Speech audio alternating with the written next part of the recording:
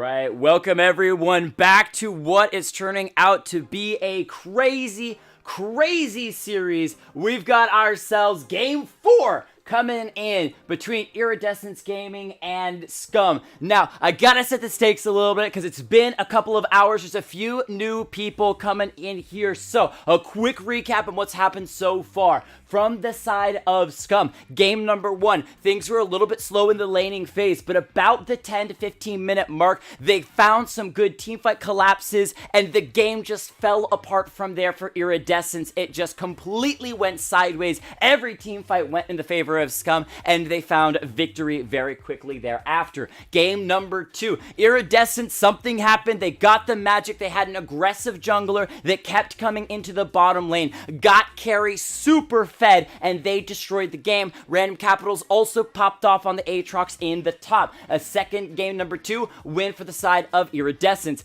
Game number 3, what we just witnessed was a much better back and forth from both teams, but in the end, Scum just kept finding the advantages. They were able to collapse faster. They were able to deal with some of the pressure from Iridescence, and again, that pick in the bot lane for Tide, the Nami, just didn't work out from them. I'm expecting to see something different from them this game as we are about to launch into the pro draft. But first, I have to welcome my new duocaster, Smartest. How are you doing? Also, I want to just double check that you're not muted because I haven't heard you anything yet. You're not muted on my end, so how are you doing?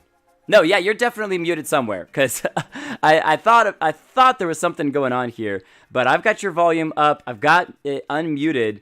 Are you muted on your end?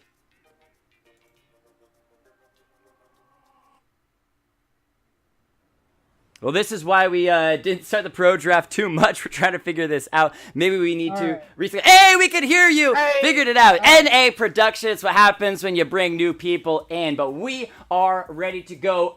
We didn't ask you to cast, no. However, if you're interested in casting in a future Tuesday or Thursday, you could definitely DM me on Discord. Let me know and we'll discuss that. But we are into the pro draft for game number 4. Let's check out what it is so far. Once again, from the side of IRD, we've got ourselves Morgana, Aatrox, and Sivir banned away. Kled, Tarek, and Braum from the side of Scum Gaming. And excuse me, I need to change my graphics over because I got them on the wrong side. Iridescence on the red side. What they found success with in game number 2. Ignore me as I change those graphics over.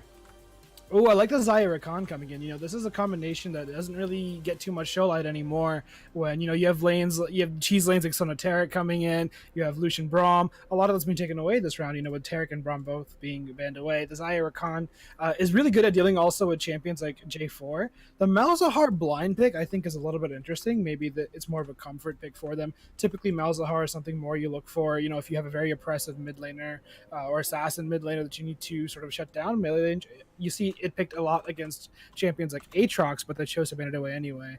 So I think Scum Gang is sort of setting themselves up here for some J4 Malzahar cheesiness. You know, starting level 6, it's basically a guaranteed kill in the mid lane on most champions in League of Legends between the CC chain of J4 and Malzahar. As the Ezreal gets picked up again. Now, I did see that Scum Gang, you know, found a lot of success with this. Yes. Iridescence found a lot of success with this last game. No, that was actually Scum Gang. That was the first time playing Ezreal. Game 1 and 2, their AD carry, Kiora, was playing the Kai'Sa. Game 3, pulls out the Ezreal and pops off on it, so they're going to lock it in for game number 4 as well. They also found great success with the Jarvan. The Malzahar is the first time being played so far this series as these mid laners continue just to keep swapping. I don't think a mid laner has played the same champion twice. Maybe the LeBlanc. I think LeBlanc was played twice by Iridescence, but outside of that, everyone continuing to swap these mid lanes around. Malzahar and Cassiopeia locked in each respectively. I gotta give credit to Iridescence for locking in the Xayah and the Rakan side by side in correct order, so that way we get to see them cute, their pictures right next to each other as we're into the second ban phase. The Garen by Iridescence, banning away that Garen for the top lane because Spooter Juan played it fantastically in game number 1, and the rest of these picks, the Sejuani coming in, being banned by Scum. Finally, they've got a jungler that has been played every single game so far this series. No, they wasn't banned away because they banned away Irelia instead. So Sejuani's still available. Vladimir and Jax also picks throughout the series taken off the table. Yeah, but Skarner gets locked in instead of the Sejuani, which I think I like a little bit more when you pair it with Zaya or Khan combination. I think Sejuani worked a little bit better with Cassiopeia, but I think, with Skarner, they're saying, we're looking for some really aggressive, really targeted sort of play style here. If they're able to shut down the Ezreal, they can sort of clean up fights after that. As the Alistar gets locked in, which I think is a really good response to Khan in the support lane. But then the Urgot gets the blind pick. Urgot is really interesting. I'm expecting to see Vladimir was banned away. So they banned away a lot of champions that Urgot sort of struggles to deal with. Yep. Maybe a Kennen or something along those lines, but we might expect to see coming in from Iridescence here. Not entirely sure what they're sort of looking to pick up, but as a Sylas gets locked in. Now, it's an interesting pickup because Sylas struggles into Urgot a bit in the laning phase, but if they can get past that, Sylas is a great pickup, especially when the opposing team has an Alistar on their side, because you can pick up that ultimate and stay alive for the majority of the team fight. They also have Malzahar, who kind of AP Sylas builds. That's going to do a lot of damage as the game goes on. And you still have that ability to grab the Urgot ult as well, try to execute someone off of that. There is so much opportunity for Sylas to make plays with that ultimate, but one of the things to keep our eyes on is the fact that not only is Scum on a little bit of a different picks, their composition still seems to be the same. The collapsing tanks of the Alistar and Jarvan, and then you have a beefy top laner that can either split push or join for team fights. He's not only going to do a lot of damage, but also going to get tankier as the game scales late. Quick note on Iridescence's Skarner. Was played in, I believe, game number 1. And, just game number 1. I thought maybe game number 2 was played. Nope, just game number 1. And wasn't super successful. A lot of that off of the hesitation by the jungler from the side of Iridescence. Brickburner, a little bit too afraid to try to make plays with that Impale ultimate every time that it came up. Still, though, a very strong pick potential and pick-oriented champion, especially when you've got the Cassiopeia and Sylas to bring some of their own CC into those bigger fights. The Petrify AoE out of Cassiopeia and Sylas, as you said, being able to steal away those ults and bring those to the fray. Yeah, and as you were saying, you touched on this quite a bit with Scum Gang's sort of composition, but I love picking Urgot in the top lane, when I have champions like J4 and Malzahar on my team, because if one of them goes in, it's almost a guaranteed kill. Whoever Malzahar ults, all Urgot has to do is throw Fear Beyond Death on the lockdown target, guaranteed hit, and it's a dead champion every single time. So if they can sort of play off of the Malzahar cooldowns and just play around that, they should be able to pick up safe kills over and over and over again. However, Iridescence, because it took a Zaya Rakan, which is a very safe lane as the game goes on, Zaya having tons of wave clear, they can choose to play a 1-3-1 sort of composition, right? They can choose to have Cassiopeia and Sylas play to both side lanes. Cassiopeia having pretty good dual potential, Sylas having one of the best dual potentials, and have Skarner sort of roam between lanes, and just have Zaya Rakan farm for safety, because Zaya can clear a wave before it even crashes to the tower. Absolutely. So we haven't seen Iridescence do much of that 1-3-1, a little bit of 1-4 in one of the games, but definitely still trying to respond to the aggression out of Scum Gang in Game 1 and Game 3. Something to note for this game, even though I say that so many times, is the fact that they love to collapse. They love to make plays in towards that bottom side, and Skarner, a very good champion at being able to go down there because he doesn't have to actually be the one to initiate the fight. Even pre-ulti, they can still have that Rakan going in, landing a knock-up, then Skarner can follow that up, try to get the Crystallize to stun someone, and then they can go in for the kill, which I think is a great response by Scum Gang with this Alistar. He can just headbutt the Skarner backwards. So it's going to be on Iridescence to play defensively in this bottom lane until they can have that Skarner come and join them, and then they go in, because otherwise that Alistar Ezreal, very similar to the Ezreal and Braum we just saw last game that decimated throughout the laning phase with the help of the Jarvan. Yeah, and it's not only just defensive in the early game. You have Zaya Rakan, who do, like you said, you need to scale up a little bit against the Ezreal Alistar, but you also have Cassiopeia and Sylas, who get pushed in by both Urgot and Malzahar. So what you're going to see is a lot of lane pressure being lost on the early side for Iridescence. Malzahar, who pushes lanes in very quickly, Urgot with a lot of AoE damage. Sylas can choose to utilize a lot of mana and abilities to push the wave into Urgot, but it's more likely that Urgot's been pushed into Sylas most of the game. So J4 should have control of the top side and bot side river for most of the early game.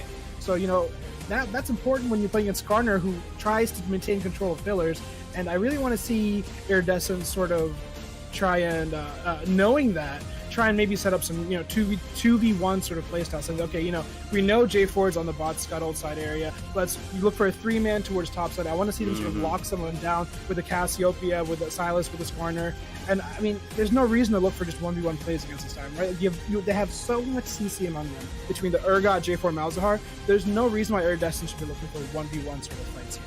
Well, that 1v1 and 2v2 is going to be difficult for Iridescence, considering that we have triple teleports coming out from the side of Scum Gang. You guys can't see it on stream because I block it for any stream snipers, but we do have the Urgot in the top lane with TP as expected, Ezreal in the bottom lane with the TP, also expected because he wants to get back to lane after buying that early tier, and then you have Malzahar taking TP. So look for the very fast roams. Every time a fight breaks out when Iridescence has that Skarner going into a lane, there's a potential for those TP collapses coming in from Scum Gang. We'll have to check if they can make that happen as we roll through the players and their champions for what may be the last time we watch these teams fight. Scum up 2-1, might be going 3-1. We'll find out. Spooter Juan taking the Urgot into the top lane. Boosted Lee Sin looked so good last game on this Jarvan. He's got it again. Subhuman grabbing the Malzahar for the mid lane. Kiora on the Ezreal a second time after decimating game 3. And Homie rounding it out with the Alistar support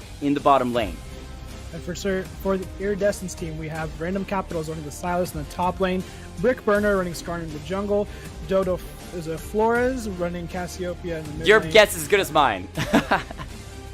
And we have Carry, AD Carry on the Xayah, AD Carry, and Tide on Rakan support. I was informed yesterday that it is Tide. That's how you say the name for the Rakan. Tide. That's all right. I had no idea either. Went about half a game mispronouncing that, but always good to be educated on how to pronounce some of these names. So with a minute, we can look at the team compositions as a whole. We talked about the roaming potential out of Scum. The thing I want to look at is this Malzahar in the mid lane. He's going to have pretty good wave clear. He's going to be able to kind of shove Cassiopeia a little bit around in the mid lane and try to make those roams, especially with that TP. But who is his target that he's going to try to ult?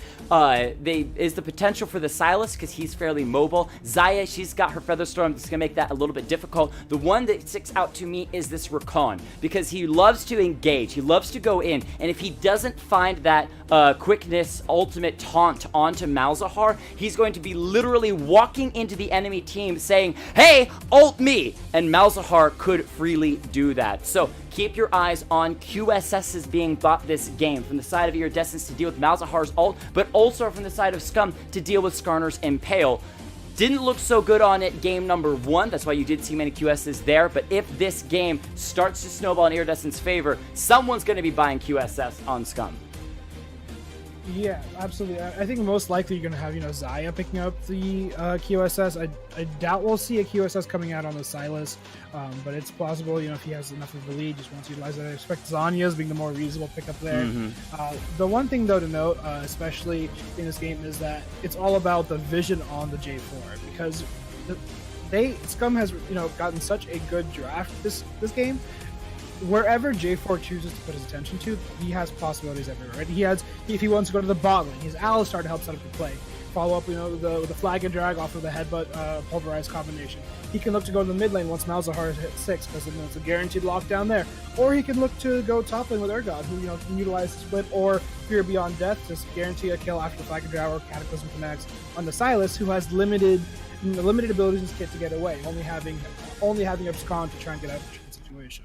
All right, well, ladies and gentlemen, it is my pleasure to welcome you into the 4th game between these two teams for the Amateur League Invitational Tournament. This is the finals. One of these teams will come out the victor and champion for the first time ever that this tournament has happened. They've been beating their way through all other teams, 10 other teams that they had to win through to get to this game. If you're interested and want to check in future games and opportunities to play, get your organization into it as well, feel free to jump into the Discord channel set up for the Amateur League Invitational Tournaments and get your just stay updated on when the next one is going to be happening. Now, of course, it wouldn't be an NA game without a little bit of a pause, but we're going right back out of that pause as we load onto the Rift and check out where these teams want to start the game off.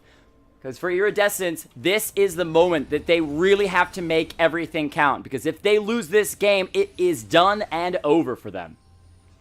Yeah, and I expect a 5 point to come out from both teams here. Neither one has an insane level one. You know, you do have Alistar, who has a pretty solid, you know, it takes Pulverize. But I think both teams are going to want to play this one safe, as we do see the 5 point coming out from both sides. No weird itemizations either. Everything pretty standard. Doran's Blade on Ezreal, Corrupting Potion on both solo laners for Scum Gang, and Dark Steel coming out for Dodo. A little bit of that dance as per usual in the mid lane from both teams. Just saying hi to each other. Want to check very quickly onto what the first Drake of the game is. So far, most games, it's been an Infernal Drake to get a little bit of action at the beginning of the game. However, this time, it's a Mountain Drake. Really nice to pick up before those plates fall. But we saw in game number 1 and I believe game number 3, very few plates falling during the laning phase as Ezreal roams up here to the top side, taking a pot shot at the Cassiopeia, taking off just a little bit of health. Yeah, actually very interesting to see Ezreal being up there at 1:20 in. He should still be able to get the buff in time, but it's usually not a strat you see. It's pretty interesting because it is a pretty guaranteed Kleptomancy proc, so interesting strategy you'll have to keep in mind as somebody play Ezreal. All right, so you know what? Getting as much gold as you can. A little bit here, a little bit there, a little bit everywhere. Jungler's going to be starting on the red buff, respectively, for each side. Unlikely to be a vertical jungling, though. We haven't yet seen it come out so far as J4 immediately going to head to his blue buff. I'm really curious to see the movement by boosted Lee Sin, because last game on that J4, he made a lot of roams to the bottom side, even coming in directly after picking up his own red buff. However, he did not, or on the blue side now, it's going to be a little bit more difficult for him to find that positioning. May instead focus onto the Sylas in the top side. Yeah, and I love seeing how aggressive IRD's bot lane's playing this. You can already tell that they're itching for a fight at whenever cooldowns are available to them. And I really like to see that, because if they can find a lead on Xayah Rakan, you know, it is a very snowball duo lane. If they can find a lead, they can carry that all the way forward. You know, they have the Skarner, they have the Cassiopeia, they have, you know, even Sylas, who can, you know, opt again to steal Nether Grasp, or even Cataclysm, depending on how fed carry ends up being. You know, if he takes Cataclysm, he could just set up carry in team fights to be able to do tons of AoE damage with the feathers. So really, I mean, if I was, I think I would like to see Brickburner putting most of his attention on the bot side post 6. Even early game, if you can find a pick onto even Alistar, I think that setting up carry is really the early game win condition here. We'll see if, the Alistar wants to make a play. He heard you and he's angry, going in. Not able to find that much though, and Rakan gonna land a nice Gleaming Quill to kind of heal it up, but Alistar has some heals of his own. Junglers continuing to kind of battle each other out. J4 constantly going into the enemy team jungle. He's picked up the red and blue buff. Started up the blue buff, was trying to get it a little bit headed towards him. However, instead will swap over to the Scuttle Crab as it spawns. Alistar is actually gonna join him. They may be focusing on dropping the Skarner, who doesn't see them for the moment. There he gets caught out by the J4, knocked up. The heal from the Xayah, tries to keep him alive. He got the shield for a moment, but it will still be him falling for first blood for the side of Scum Gaming. And now Alistar using the headbutt to the Grump to try to escape. The J4 continuing to punish, going in, lands the EQ knockup, but Xayah has still found the Alistar. He's going to keep chasing though. The red buff has fallen off of Lee Sin. However, there's the knockup from the Rakan to slow things down, and Xayah has the red buff. Ezreal chasing in, flashes forward, tries to get the last auto attack, but the body blocked by Rakan to make sure that Xayah gets out, and Cassiopeia collapsing, looking for the J4. Boosted Lee Sin, the poison damage ticking down. He should fall. One more Twin Fangs isn't needed. The flash for Cassiopeia. However, Malzahar has those Space Aids, burning her down little by little, but with that flash, Dodo Floors gets out in high action starting off this game. It's no slow laning phase. We're going all in right at the beginning. 3 kills by 4 minutes. And that's the big risk you have when you invade, you know, an enemy's jungle, is their mid laner has time to react faster than yours does. So we saw Dodo collapse, you know, way before Subhuman even leaves the lane, and was able to turn the fight just because of a sheer numbers advantage. And that's what I really love to see, that play coming out of Iridescence there. You know, finding the turnaround play. A lot of summoners burned, but all in all, they came out ahead in that fight. Good stuff there. Now, Skarner was able to, after all of that chaos, came back out and still secured himself that blue buff. J4 once again staying aggressive, looking to potentially come into the enemy team jungle, going for the Scuttle Crab as he doesn't see any advantages there. Look how much vision was put in that bottom side jungle as well for the side of Scum Gang. Malzahar and Cassiopeia making those roams. Go ahead. And what's unfortunate though for Scum Gang is due to the, because Garner already cleared the full bot side jungle. Hold on, there's that knockup from J4. Dodo maybe dropping here in that mid lane. It's gonna be ticked down. You cannot flash away from that damage over time. And Malzahar, with the help of that J4, picking up his first kill of the game. Yeah, Malphite Visions is definitely a powerful ability once it gets some points into it. That was and Subhuman only sitting on a corrupting potion, so base damage on that ability is very, very high. But as I was mentioning before, because Brickburner already cleared his full bot side jungle there, I don't think Scum is going to get a ton of reward for their bot side jungle there. And another important thing to keep in mind is Brickburner did a full clear, right? He skipped his Raptors, but he did pick up Krugs early on, so he does have a camp advantage over J4. But it looks like we are going to have a 2v2 setup possible on the top side here. And we'll see if anyone wants to go. And Skarner gets a little bit of vision onto the J4, and Silas is going to go in anyway into that Urgot. Now he's going to be losing a lot of health. Random capitals falling in that top side as he just invested way more than he could deal with. And Skarner Brickburner's like, yo, dude, I don't have my level 6 yet. How am I supposed to help you out? And so Silas goes into his own demise. Bot lane, not that much from the Rakan. Yeah, I think there might have been a little bit of miscommunication there because as Brickburner starts to leave, Random Capitals jumps in with Abscond Duck. So maybe a little bit of miscommunication on timing there, or perhaps, Random Capitals are very confident and know we can do this. And like you said, Brickburner's like, but I'm not level 6 yet. Skarner definitely wanted to hit that level 6. That's why he's been power farming so hard. Now, one of the things to keep your eyes on is Iridescence. For most of these games, they found a lot of success by being able to pick up the Drake. So keep your eyes on their movement around those Drakes. Game number 3, when they were on blue side, they did not have many ways to get into that Drake pit, and they lost every single Drake that game. At the moment, Skarner are going to hide around the corner, level 5, maybe trying to make a play onto the Malzahar in the mid lane, but he's got that flash available, and J4 is around the corner as well. He'll see this happening. Skarner coming in. There's Vision now onto the J4. He's going to engage onto the Cassiopeia. Petrify lands onto the J4, but that's not going to stop them from chasing her down. Subhuman picks up a second kill, and Scum Gang are looking so good in this game 3. They say, we see that trophy, it's in our eyes, and we want it, as they're going to make a play onto the Isaiah on the bottom lane. 2-man knockup from the Rakan, though. They're trying to make the turnaround onto the Ezreal. The Ignite is going to go onto Alistar. Homie on the run. We'll see if the chase will continue. They back away for the moment, and Kiora continuing to just lay in this poke in the bottom lane. Yeah, they tried to engage there before Alistar hit level 6 to get Unbreakable Will there. Oh, as another engage comes in. Yeah, Rakan just sets these up and knocks him down. Alistar falls. That's a second kill over to this Xayah in the bottom lane. So definitely hands available for IRD as the game progresses to see if they can get her into carrying mode. Both the ADs at the moment got about a half item each, so we'll see where they can take that. But look at the CS difference. Ezreal, about 20 CS over this Xayah, doing a fantastic job there. Yeah, and the mid lane, as far as the mid lane fight that happened early on, that one basically just as expected. You had Nethergrass come in, followed right up by the Flag and Drag. You basically guaranteed lockdown as we have J4. The bot side does have Cataclysm available. Oh, Featherstorm by the Xayah. That's what I expected as much. Every time J4 tries to gank the bottom side, you want to keep the AD safe with that Jarvan locked in by Scum. And even though the Featherstorm is a bit costly to invest just for an EQ, the AD lives, and that's what's most important. Yeah, and now that, Carried no longer has Featherstorm available, I mean, it opens up a lot of possibilities for a repeat gank, and looks like they're just going to go for the Mountain Drake, which I think is a really smart play by Scum Gang, because it is Iridescence who has the scary Baron clear time for later in the game, having Cassiopeia, having the Xayah. Their Baron clear time is very, very good, so them getting a Mountain Drake would have been a really bad situation for Scum Gang.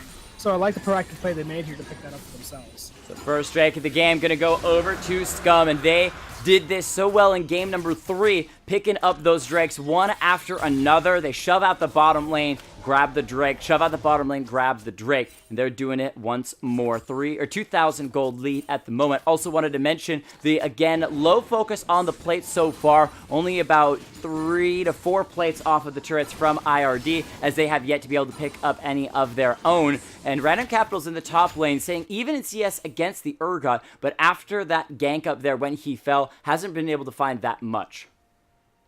Yeah, and I like this blue ward we have over in the Rift Pit by Scum Gang here, because while Brickburner will clear it, it does tell Scum Gang that Skarner's now looking for the Rift. So J4 is able to take over the whole bot side jungle here, knowing that Skarner's up there. They'll be able to take this for free and possibly look for a collapse on the Cassiopeia here.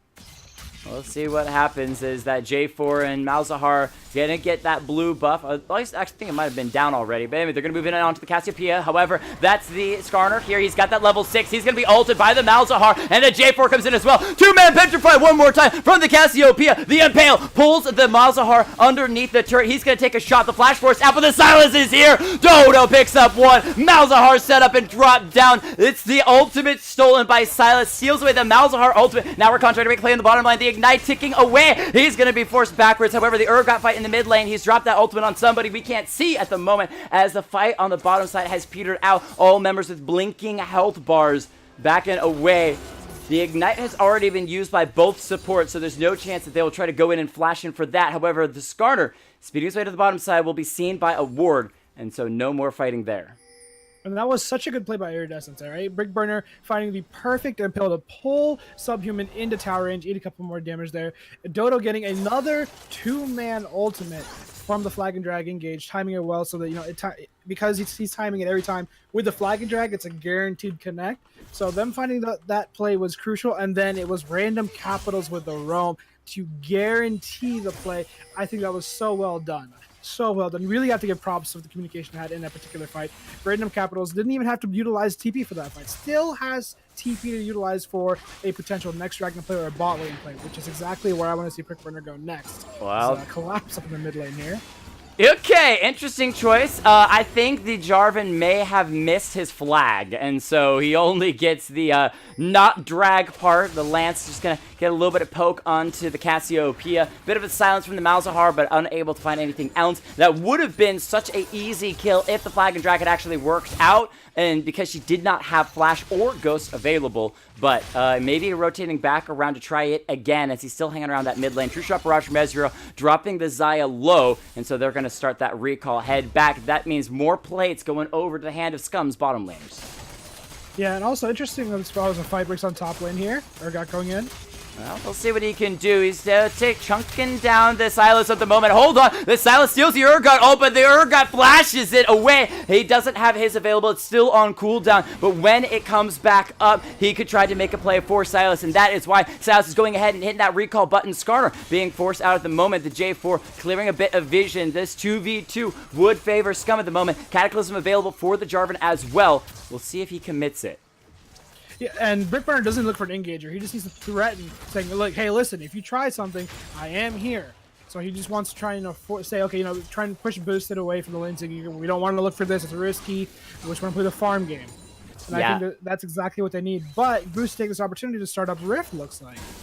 Well, we'll see if they're actually able to successfully do that. We've seen a lot of rifts going back and forth. The plays around it, not always the best, but at the moment, there's no vision from IRD around that this is happening. The Skarner is coming around. However, with Malzahar joining, this should be Rift Herald secured by the side of Scum, and they get it without too much trouble. The Skarner's trying to make a play on the top side, going in, landing the Impale. The TP coming in for the Malzahar. They're just around the corner. The Urgot dropping low. However, Silas doesn't be able to use his ultimate as he has it on cooldown. Ulted by the Malzahar, taken down, and now the J4 Cataclysm onto the Crab. The Scorpion Master Brickburner may be falling again, as that's a double kill over to the Malzahar. Fight to the bottom side. Alistar engaging onto the Rakan and the Xayah. However, there's the quickness from the Rakan. Not going to stop the two-shot barrage from the Ezreal coming through, but they have no damage as Homie forced to flash away. Pulled out that ultimate as well. Ultimate's used, and Ezreal chases down the Rakan, punishing IRD for letting him have it again. Top lane, first turret of the game, also going in favor of Scum Gang. So fights have been crazy and back and forth, but it's still a 3,000 gold lead for the blue side. Yeah, that was huge for Scum Gang, finding victories across the board there.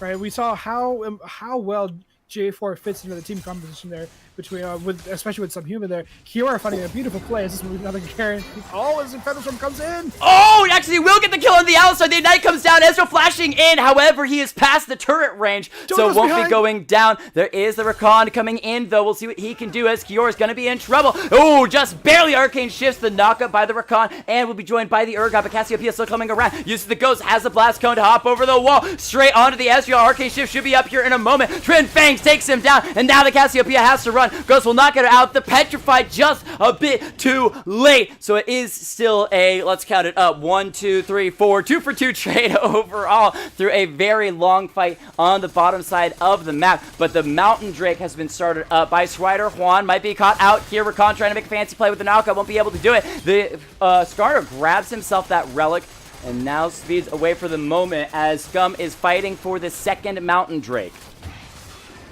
Yeah, I wonder if they're going to choose to fight this. Doesn't look like they're going to choose to get handed over without any contest. 2 Mountain Drakes to Scum Gang is pretty scary.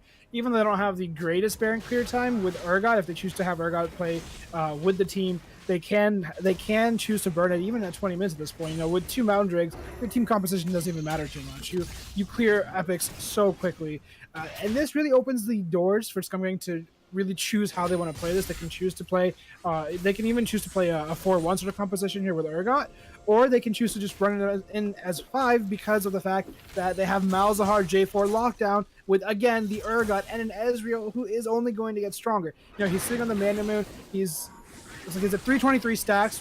Probably needs about another 4.5 minutes to get that fully stacked up, at most 5.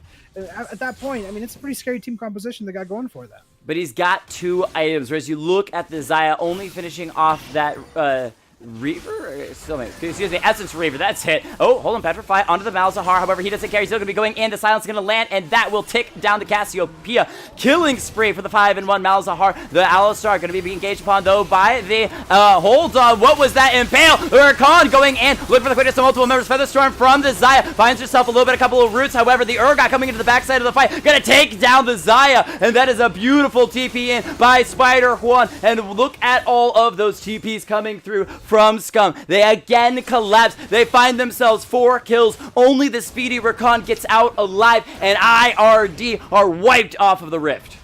Yeah, a 4-for-0 play. This is not looking too good for IRD at this point. You know, if they want to come back, they gotta play to the scaling composition, right?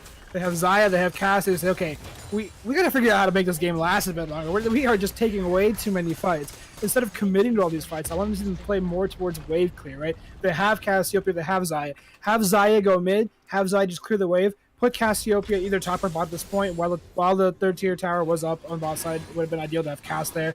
Now that that's taken away, doesn't matter where you really put her. You have so the next Drake being another Mountain Drake, 3rd Mountain of the game, which would be crucial. You know, IRD can't afford to give that over, but right now they need to focus on farming. That's all they need to do. They say, okay, we gotta stop fighting. Look at the gold lead. We're now at a 7k deficit. We just need to calm down, let Cass farm. There will come a point where Cass can start coming into a 1v5 mode. We've got Xayah, who has insane amounts of teamfight damage, especially as the game goes on. We need 2 more items on Xayah, and we need 2 more items on Cassiopeia. Yeah, exactly. So delay is the name of the game for IRD. They cannot let this game get too snowbally, down 6,000 gold. It's starting to look very dangerous. The Baron isn't even up on the map just yet, and it's a 6,000 gold lead for Scum. And now they can start to pressure with all this vision around the Baron buff. Take their time. As you're talking about, if they are able to pick up a 3rd Mountain Drake, not only would those neutral objectives fall super quickly, but they also have the chance to just destroy those turrets. Imagine triple Mountain Drakes, 6,000 gold lead, and Baron. That would be pretty much game for the side of IRD. So they need to find somewhere they can get a small advantage, whether it's that Flash Impale out of Brick Burner on this Skarner, making a play onto a squishy member like the Ezreal. Rakan's gonna go in, try to find the knockup. He can't not do it. Once again, the Arcane Shift of this Ezreal just too good to get him out of those plays. And I like how Tide's looking for picks, and we saw them find a lot of success with the bot lane. But I think they need to reevaluate and say, okay, you know, this Malzahar is really strong. We're going to look for another fight here. This might be a good pick, though. Oh, onto the Urgot. They're able to take him down. And that's going to be a charm onto Homie as well. However, they're turning it around. The Rakan very low, able to get out for the moment as the root comes through. Onto the J4. He's got the GA, though. Will be taken down. Excuse me, it's the Xayah taken down by the Malzahar. The Urgot ultimate from the Silas is going to miss, and J4 is going to try to re-engage the fight. It's a 4v4 at the moment as the members of Scum start to back away, but the health bars of IRD are incredibly low. They could continue to chase this one forward, but they do not want to. They just want to defend this mid lane turret. And Brick Burner, he ulted, but it was onto the super tank Alistar, I believe, or it might have been the Urgot. Either way, not many advantages going over to IRD, despite being able to take down that critical member of the Urgot.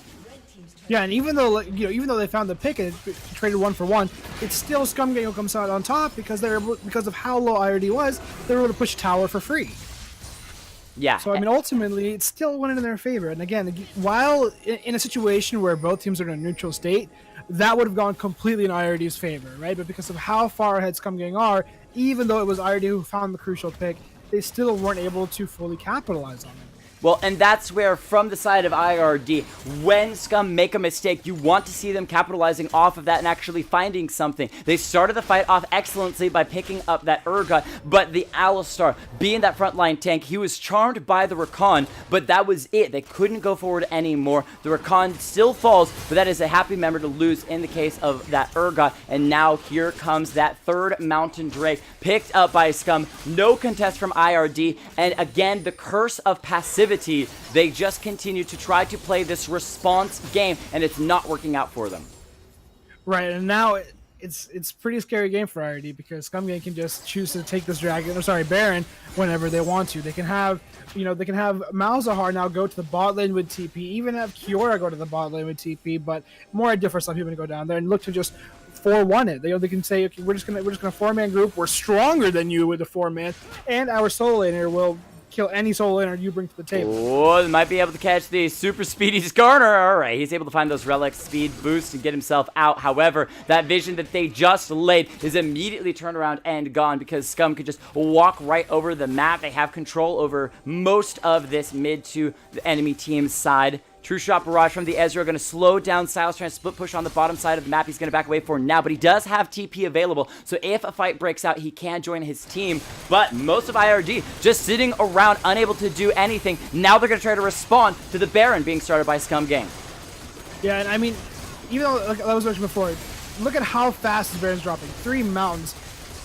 Okay, and then, J4 smites the Baron away. The Skarner's still trying to go in anyway. The Rakan immediately falls to his own death. However, the feathers from the Zaya have dropped several members low. Cassiopeia able to find a shut down onto the Malzahar, and now they can go in, knowing that CC is down. The Urgot drags one in, takes down the Silas, couple of fears as well, and he is ripping through the members of IRD. Gonna be able to claim a triple kill and an ace for the side of Scum. They lose their mid laner, and they do not care. It's gonna be Inhibitor on the menu for the side of Scum Gang. Yeah, and I don't and that was on a situation where, again, if Kiri was able to catch up a little bit with a 50, his 50 CS down of Kiora in a situation where he had more items there, that honestly probably could have gone in IRD's favor. We saw just how much damage Kiri put down in that team fight, but unfortunately they didn't have the damage yet. At most, they should have only had Brickburner try and look for a steal play, a 50-50 steal play, and if that didn't work out, they lost one member, but they could reset. There was no need to look for. I think it was a little over aggressive for them to look for a full team fight sort of scenario there, when there's no way they're gonna out damage Scum Gang right now. Yeah, exactly. And Rakan going in only to his own death. He's incredibly squishy. Only has the redemption. Hasn't even completed the rest of his support item. And so Scum are just wiping through people. Look at the Urgot. 6, 2, and 4. 2 completed items can chase in with that Righteous Glory as well. So good stuff there. Now, they only took a middle inhibitor. So IRD is not out of the game just yet. But the door is closing. They're down 11,000 gold. It's going to be critical for them to find something somewhere. It might be this pick onto the Malzahar into the bottom lane, but the team is just slow to leave the base. Yeah, and this is where Scum Gang does have to be careful because they can't get overconfident, right? They need to keep playing the game the way they've been playing it up until now. They can't get overconfident. We're just winning everything. We can, I can 1v2, I can 1v3. As long as they don't take on that mentality, I think this is absolutely their game to win. It's such a strong lead. I see them taking this all the way through. If you're IRD, you need to try and wave clear, but now that you have Baron up mid, it's hard for even Zaya to look for a play. Rakan's, you have J4 over the wall here. They can also even look to dive, and without caring too much at this point. All J4 has to do is pressure them off. You're going to have Ezreal and Malzahar just burning the wave, burning the tower, it's going to be really, really hard for IRD to respond to this. All right, well, let's see what IRD decide to do as Iridescence is putting on the final last stand in the mid lane. That's going to be the Petrify used onto the Urgot. Spooter actually dropping a little bit low as Cassiopeia is winning out in the fight, but they're going to lose the bot lane turret in turn. And so one inhibitor turret is going to go down. Their mid lane inhibitor is already down. The redemption used by the Rakan trying to keep this bottom lane alive. However, the inhibitor will fall, so it's double inhibitors only for the loss of Urgot, and Scum are happy to take that trade.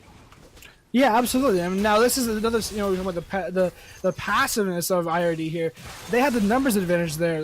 Like to look for the J4, but aren't going to quite find anything. I would have liked to see always a engage on Alistar.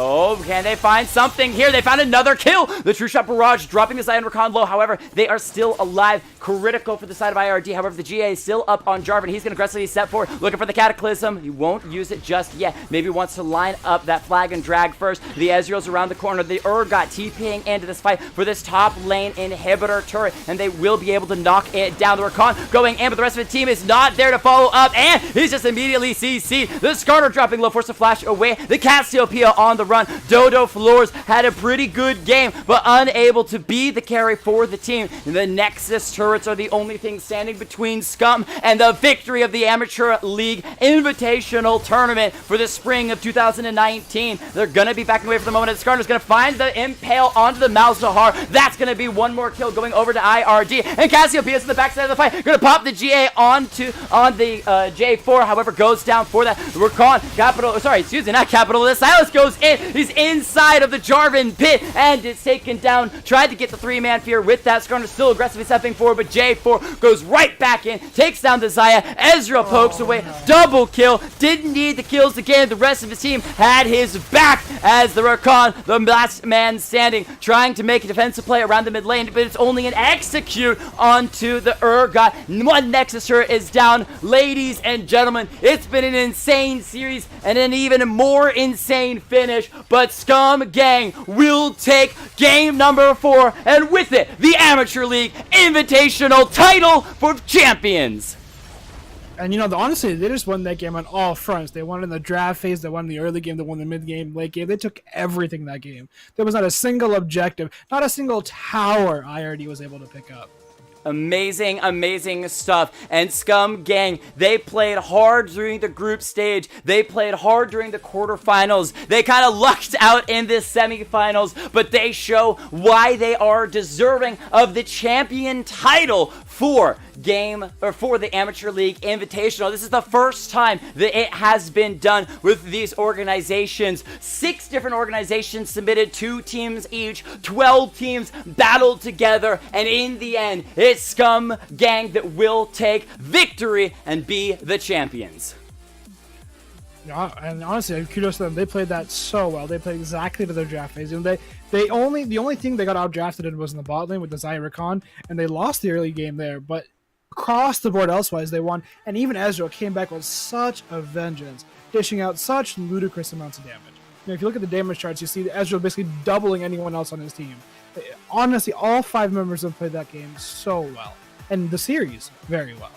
So we'll have to see if they come back for the future Amateur League Invitational, but they definitely were well deserving, and again, continuing to allow this Ezreal. He wasn't the solo carry this game, but he definitely helped people out. A strong pick for the side of Scum. Then they found him in game number 3, and that allowed them to close out the series in 4 games total. From the side of Iridescence Gaming, they put on a show in game number 2. They had some things to say in game number 3, but game number 4, it all falls apart, and again, they struggle to show up, but we hope to see them back as finalists, but not the winners of the Amateur League Invitational. Absolutely, and honestly, they played that game really well too. I mean, they played to their advantage was the bot lane, but unfortunately, you saw Spouter and Subhuman playing so well, and even Boosted, finding the plays needed.